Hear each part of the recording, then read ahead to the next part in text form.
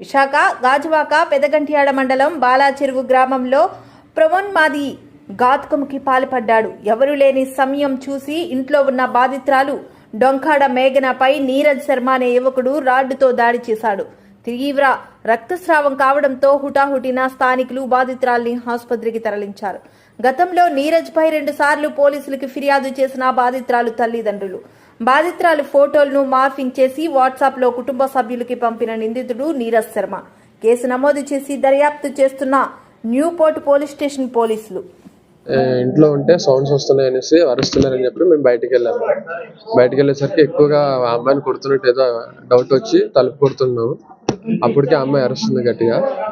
అరుస్తున్నప్పుడు లోన్కి వెళ్తారని తలుపు కొడుతుంటే లోన్ గడి పెట్టుకున్నారు తలుపు. ఇంకా కొడుతున్నారని గట్టి కొట్టేసరికి వాడికి డౌట్ వచ్చి తలుపు తీసి ఎమ్మటే మమ్మల్ని రాడ్తోటి మా మీద దాడి చేశాడు. అటాక్ చేసేసరికి నాకు తగిలింది. ఎమ్మటే మేము పట్టుకునేసరికి వాడు పారిపోయాడు. తెలీదండి మాకు, నాకైతే తెలీదు.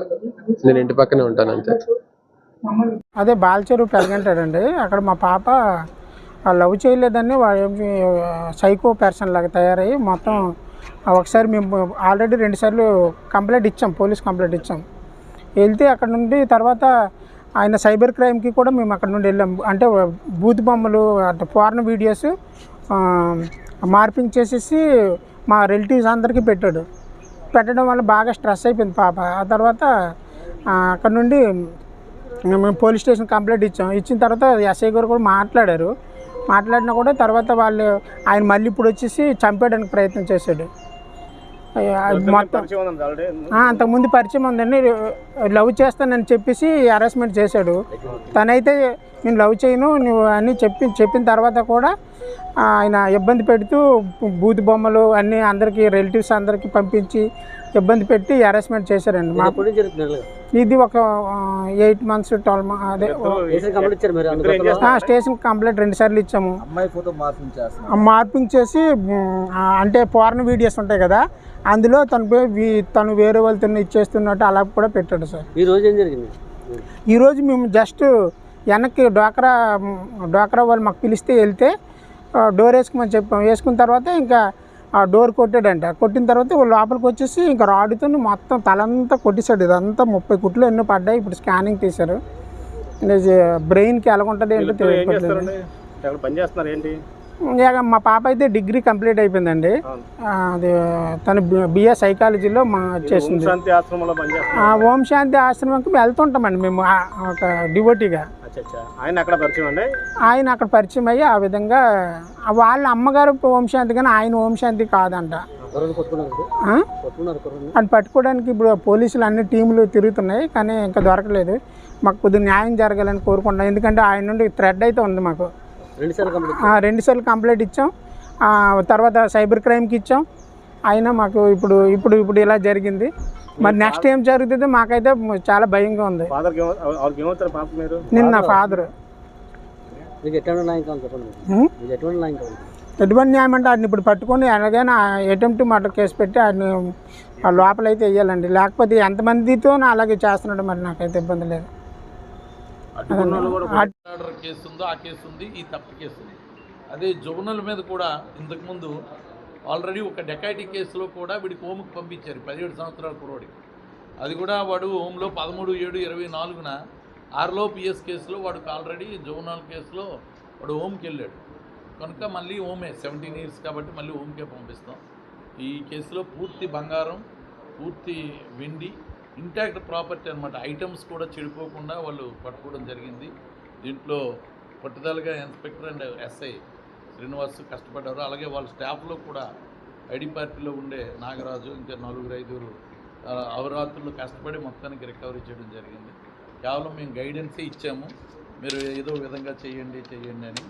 ఆర్ శ్రీనివాసరావుతో పాటు పి నరసింహరావు హెచ్సి ఒకతను, జే నాగరాజు ఒకతను, జేఎం మల్లిక్ అన్నతను కానిస్టేబుల్, వి సంతోష్, వీళ్ళు 4 కూడా ఇన్స్పెక్టర్ ఆధ్వర్యంలో ఎస్ఐతో పాటు సహకరించి మొత్తం రికవరీ చేయడం జరిగింది. ఇంకేమైనా ఉంటే చెప్పండి.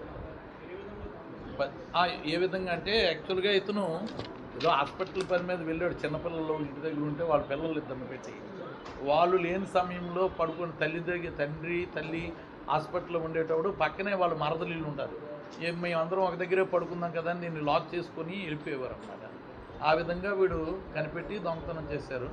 అదృష్టవశాత్తు లాక్లు వేసిన తర్వాత కీస్ కూడా అక్కడే వదిలేశారు, బీరువా మీదే పెట్టేస్తారు. చాలామందికి ఇది ఒక అలవాటు. లోపల ఒక మెయిన్ డోర్ ఒకటి ఓపెన్ చేస్తే బీరువా వెంటనే బీరువా తాళాలు దానికి పెట్టడం కానీ, లేకపోతే బీరువా మీద పెట్టడం కానీ, లేకపోతే ఎక్కడ పక్కన ఉంటే ఒక గడికి పెట్టడం కానీ ఎక్కువ మంది లేడీస్ చేస్తున్నారు. అలా చేయడం వల్ల లోపలికి వెళ్ళిన వెంటనే వాడు చేసుకొని తీసుకెళ్ళిపోవడం జరిగింది. పెద్దగా కష్టపడకుండానే అఫెన్స్ అనేది చేశారు.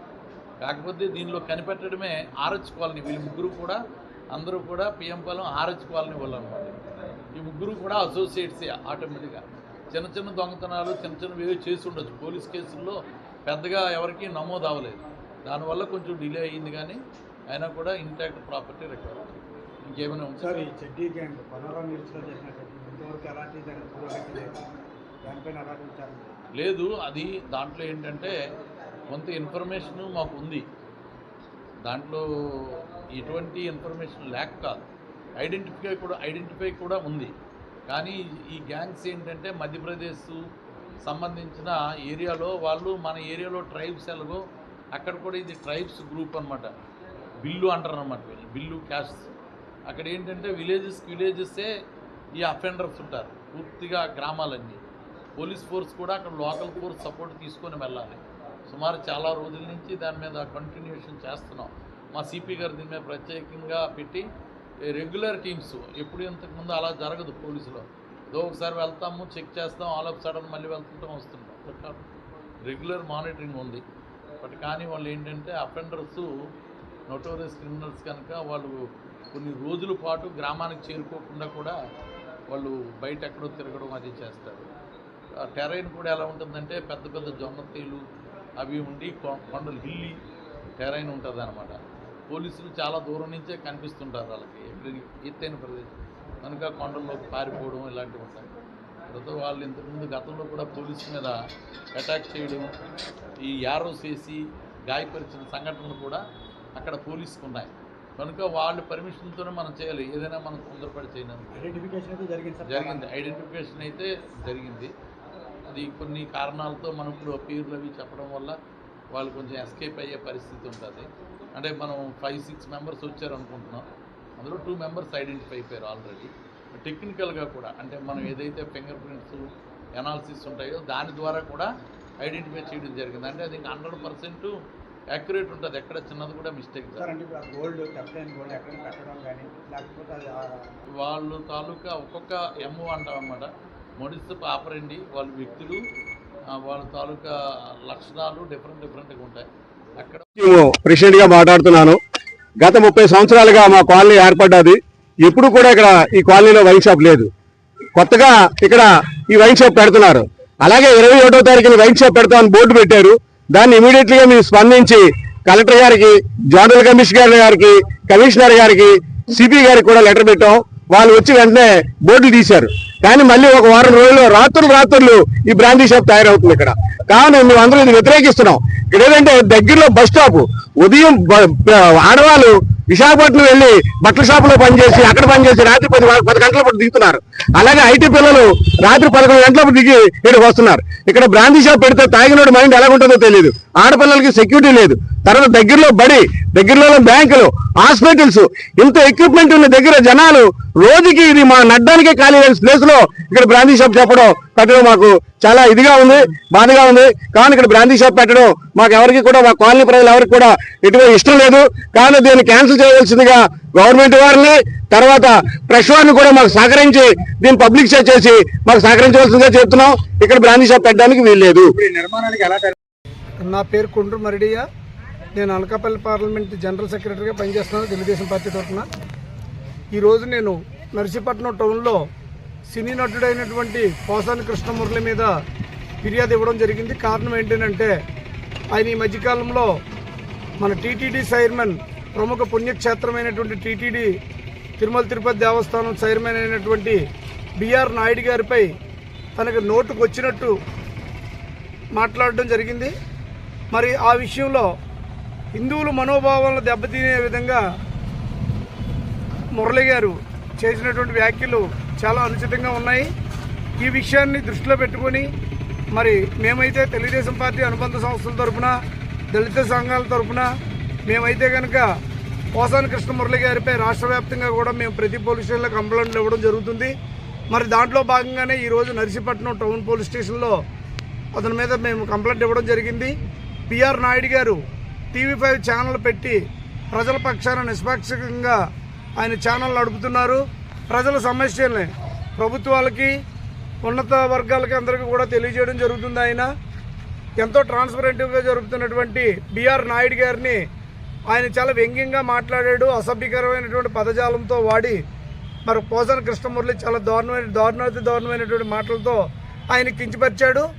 ఆయన ఇప్పుడు ప్రజెంట్ ప్రముఖ స్థానంలో ఉన్నారు. టీటీడీ దేవస్థానం చైర్మన్గా ఉన్నారు. మరి ఆ చైర్మన్ హోదాలో ఉన్నటువంటి వ్యక్తిని ఆయన దూషించాడు అని అంటే తిరుమల తిరుపతి దేవస్థానం ఆ సంస్థకే మచ్చ తెచ్చే విధంగా పోసాని కృష్ణమురళి మాటలు ఉన్నాయి. కాబట్టి మరి ఈరోజు నేను ఆయన వ్యాఖ్యల్ని ఈ మీడియా ద్వారా అందరికీ తెలియజేస్తూ మరి ఆయన చేసినటువంటి వ్యాఖ్యల్ని ఖండిస్తూ ఈరోజు నర్సీపట్నం టౌన్ పోలీస్ స్టేషన్లో నేను కంప్లైంట్ ఇవ్వడం జరిగింది. ఈ కంప్లైంట్ని తీసుకొని ఆయన కఠినంగా శిక్షించాలని జిల్లా ఎస్పీ గారిని అలాగనే ఇక్కడ ఉన్నటువంటి టౌన్ సిఐ గారిని కూడా కోరడం జరిగింది. కాబట్టి ఈ విషయమై ప్రజలు కూడా గమనించి పోసాని కృష్ణమురళి వ్యాఖ్యల్ని ప్రతి ఒక్కరు కూడా ఖండించాలని చెప్పేసి ఈ సభాముఖంగా తెలియజేస్తున్నానండి. పోసాని కృష్ణమురళియే కాదండి, ఇలాంటి పేటీఎం బ్యాచ్లకు చాలామంది ఉన్నారు. వాళ్ళందరూ కూడా ఇలాంటి ప్రభుత్వం చేస్తున్నటువంటి కార్యక్రమాలని తట్టుకోలేకపోతున్నారు. 5 సంవత్సరాల్లో వాళ్ళు చేయలేని పని 4 నెలల్లో తెలుగుదేశం గవర్నమెంట్ చేసి చూపిస్తుంది. మరి ఎప్పుడైతే ఈ అభివృద్ధికి బాటలు వేశారో చంద్రబాబు నాయుడు గారు, వారిని కించపరచడం కోసం వారు ఇచ్చినటువంటి పదవులు ఎవరైతే పొందారో వారి ద్వారా వారిని కించపరుస్తున్నారు. ఇదే కాదు, గత ప్రభుత్వంలో ఇదే పవన్ కళ్యాణ్ గారి పైన, నారా లోకేష్ గారి పైన, చంద్రబాబు నాయుడు గారి పైన ఇదే పోసాని కృష్ణమురళి దారుణమైనటువంటి మాటలు మాట్లాడాడు. కాబట్టి దీనిని సుమోటాగా కూడా నేను ఇచ్చినటువంటి రిటన్ కంప్లైంటే కాదు, సుమేటాగా కూడా రాష్ట్ర వ్యాప్తంగా పోసాని కృష్ణమురళి పైన కేసులు పెట్టి ముందు అతను నోరు మూయించాలని చెప్పేసి ఈ సభాముఖంగా కోరుకుంటూ సెలవు తీసుకుంటాను. అలాంటి వ్యక్తుల సమూహాన్ని నిర్వహించాం. 19లో కుదరలేకపోయింది. 19 to 24 అప్పటి ప్రభుత్వం it's an ఎపిటమ్ of criminalization of politics. గౌరవ ముఖ్యమంత్రి గారు సౌత్ అమెరికాకు చెందిన ఒక నార్కాటిక్స్ క్రిమినల్ హెడ్ ఎలా కంపేర్ చేశారు.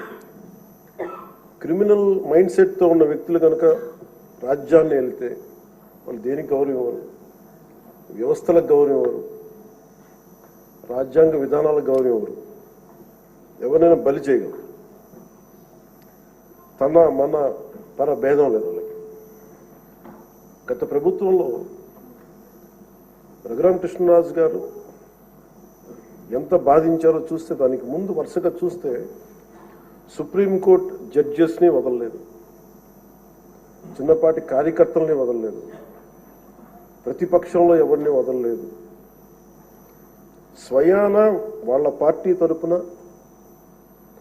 గెలిచి ఎంపీగా ఎన్నికైన రఘురామకృష్ణరాజు గారిని విధానాలతో విభేదించి ఆయన ఎంత ఇబ్బందికి గురి చేశారో, శారీరకంగా, మానసికంగా, అన్ని రకాలుగా. ఒక ఎంపీకి ఒక తీసుకెళ్ళి అరెస్ట్ చేస్తారు, ఏదో ఇబ్బంది పెడతారు, అట్లా ఏదో అనుకున్నాం. కానీ ఆయన మీద ఒక 3rd degree మెథడ్స్ వాడటం, బెదిరించడం. ఆ రోజున గౌరవ ముఖ్యమంత్రి కోసం నేను కూడా స్పందించాను. భయం వేసింది మాకు, ఆయనకి ఏం జరుగుతుందో అని. చాలా ఆవేదన కలిగింది. చాలా బలమైన ఇబ్బందులు ఎదుర్కొన్నారు. నాకు నిజంగా ఆ రోజున అనిపించింది, క్రిమినల్స్ కనుక రాజ్యాలు వెళ్తే ఇలా ఉండదు, ఎలా ఎదుర్కోవాలి. సో ఈ ప్రభుత్వం తాలూకు వ్యతిరేక ఓటుని చీలనివ్వకూడదన్న నా ఆకాంక్ష ఈ రోజున మిమ్మల్ని ఈరోజు డిప్యూటీ స్పీకర్ పదవిలో చూస్తుంటే నిజంగా నేను ఆ రోజు నా ఆవేదన నా ఆక్రోశం ఈరోజు మీ రూపంలో డిప్యూటీ స్పీకర్గా మీరు ఉండటం నాకు నిజంగా చాలా చాలా ఆనందంగా ఉంది. ఇక్కడ మొన్న ఆ రోజు మీరు కూడా ఉన్నారు, మనం సభ ప్రారంభమైనప్పుడు దాదాపు ఇక్కడ ఉన్న సభ్యులందరూ కూడా దాదాపు 80% సభ్యులు మన అచ్చెన్నాయుడు గారి దగ్గర నుంచి, మీ దగ్గర నుంచి, చంద్రబాబు నాయుడు గారి దగ్గర నుంచి అందరూ కూడా ఏదో ఒక రకంగా క్షోభ అనుభవించిన వాళ్ళు, బాధలు అనుభవించిన వాళ్ళు, సోషల్ మీడియా అబ్యూస్ని భరించలేని నాటి 100% అందరూ ఏదో ఒక విధంగా సోషల్ మీడియా అబ్యూస్ అయితే జరిగింది. ఇలాంటి పరిస్థితుల్లో మనందరం కలిసికట్టుగా ఉండి మోడరన్ మీట్ ప్రాసెసింగ్ కానీ ఇలాంటివన్నీ పెడితే, ఎనిమల్ ఫీడ్ యూనిట్స్ ఇవన్నీ పెడితే 35% వాళ్ళకి ఇన్సెంటివ్స్ ఇస్తాం. FCI ఫర్ లార్జ్ యూనిట్స్ కి 15% ఇస్తాం. 10% అడిషనల్ క్యాపిటల్ సబ్సిడీ ఉమెన్ కి, SC, ST, specially abled entrepreneurs కి ప్రత్యేకంగా ఇస్తామని చెప్పి కూడా నేను మీకు తెలియజేస్తున్నా. నా ఆలోచన ఒకటే, ఇక్కడుండే మెంబర్స్ అందరూ కూడా కోరుతున్నా, మనం అగ్రో ఫుడ్ ప్రాసెసింగ్ ఇండస్ట్రీ ఎంత ప్రమోట్ చేయగలిగితే ఫార్మర్స్లో అంత స్టెబిలిటీ వస్తుంది. ఇది ఎట్టి పరిస్థితుల్లో కూడా ఈరోజు చాలా వరకు మీరు చూస్తే ఎస్పెషల్లీ వెజిటబుల్స్ కానీ ఫ్రూట్స్ కానీ లాసెస్ ఎక్కువ ఉన్నాయి. దానికి కూడా కారణం వాల్యూ చైన్ లేకుండా పోవడం, పెరిష్ అయిపోవడం, పంట పండించినప్పటి నుంచి మార్కెట్ తీసుకునే లోపల చాలా నష్టాలు రావడం, ఇవన్నీ వస్తున్నాయి. భవిష్యత్తులో మనం కానీ ఫుడ్ ప్రాసెసింగ్ మీద ఎక్కువగానే కాన్సన్ట్రేట్ చేస్తే, వాల్యూ అడిషన్ చేయగలిగితే ఇండియాకు ఒక అడ్వాంటేజ్ ఉంది. ప్రపంచానికే ఫుడ్ బాస్కెట్గా తయారయ్యే అవకాశం ఒక్క భారతదేశానికి ఉంది. దాన్ని సద్వినియోగం చేసుకోగలిగితే రైతాంగానికి మెరుగైనటువంటి జీవన ప్రమాణాలు వస్తాయి. ఇది కాకుండా ఈరోజు ప్రైవేట్ ఇండస్ట్రియల్ పార్క్స్, కొత్తగా పాలసీలో ఇండస్ట్రియల్ పార్క్స్ అన్నీ కూడా ప్రైవేట్వి, గవర్నమెంట్ అన్నీ కూడా క్లబ్ చేసి తీసుకొస్తున్నాం. ఈ పాలసీని మీరు ఒక్కసారి చూస్తే 10 ఎకరాల వరకు నానో పార్కులు తీసుకొస్తున్నాం. అంటే 10 ఎకరాలకు కూడా ఒక 10-20 ఇండస్ట్రీ చిన్నవన్నీ పెట్టుకునే అవకాశం వస్తుంది. MSME పార్కులు 10 ఎకరాల నుంచి 100 ఎకరాల వరకు, లార్జ్ సెక్టర్ స్పెసిఫిక్ పార్క్స్ వచ్చి 100 నుంచి 1000 ఎకరాలు, మెగా పార్క్స్ వచ్చి 1000 ఎకరాల పైన. దీనికి కూడా ఇంకొక పక్కన మీరు చూస్తే పాలసీస్ అన్ని కూడా మీరు చూసినప్పుడు దీన్ని డిఫరెంట్ మోడల్స్ తీసుకుంటున్నాం. Policy will also cover development of flatted factory complexes కూడా తీసుకుంటున్నాం. ఇది కాకుండా ఇందులోనే PPP model 30% capital subsidy with a cap of 6 crores, 6 కోట్ల వరకు పెట్టుకొని 30% వరకు క్యాపిటల్ సబ్సిడీ ఇస్తున్నాం. ఇది కాకుండా ఆపరేషన్ మేనేజ్మెంట్ కింద ప్రైవేట్ ఒక FIR ఇచ్చారు. ఆ FIR రిజిస్టర్ చేశారు. జగన్మోహన్ రెడ్డి గారిని దానిలో ముద్దాయిగా పెట్టారు. దానిలో విజయపాల్ అనే ఒక ఆయన ఎడిషనల్ ఎస్పీలో ఎవరినో పెడితే ఆయన సుప్రీంకోర్టుకు వెళ్ళాడు, బెయిల్ తెచ్చుకున్నాడు. అది దీనిలో ఏముందని కూడా సుప్రీంకోర్టు చెప్పింది.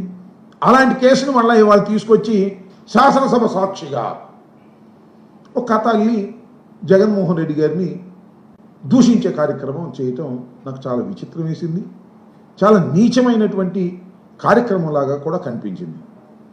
అలాగే పవన్ కళ్యాణ్ గారు, చంద్రబాబు నాయుడు గారు వీళ్ళందరూ కలిసి జగన్మోహన్ రెడ్డి గారి గురించి మాట్లాడేటటువంటి మాటలు మాట్లాడుతూ నేను అడుగుతా ఉన్నా, జగన్మోహన్ రెడ్డి గారు నేను చెప్పారు సుమారుగా 1:40 నిమిషాలు ఆయన ప్రెస్ మీట్ పెట్టి చెప్పాడు, మీరు ఇచ్చినటువంటి ప్రతి వాగ్దానాన్ని మీరు అమలు చేయలేకపోతున్నారు. పచ్చి అబద్ధాలు చెప్పేటటువంటి కార్యక్రమం చేశారు కూటమి ప్రభుత్వం. అధికారంలో వచ్చిన తర్వాత ఏమీ లేదు. ఆ రోజు నేను చెప్పాను 74,000 కోట్ల రూపాయలు చంద్రబాబు నాయుడు గారు కూటమి ఇచ్చినటువంటి వాగ్దానాలు నెరవేర్చాలంటే 74,000 కోట్ల రూపాయలు కావాలి. మీరు బడ్జెట్లో ఎంత పెట్టారండి? ఏం లేదు. వాగ్దానాలను నెరవేర్చకపోగా పచ్చి అబద్ధాలు చెప్పి మోసం చేసి ఒక చీటర్ లాగా ఈ రాష్ట్ర ముఖ్యమంత్రి ప్రవర్తించాడు. ఎందుకు 420 ఐపీసీ కింద నీ మీద కేసు పెట్టకూడదు అనేటువంటి పద్ధతుల్లో వివరంగా సాక్ష్యాధారాలతో సహా జగన్మోహన్ రెడ్డి గారు చెప్తే దానికి శాసనసభలో సమాధానం చెప్పే పనే లేదు.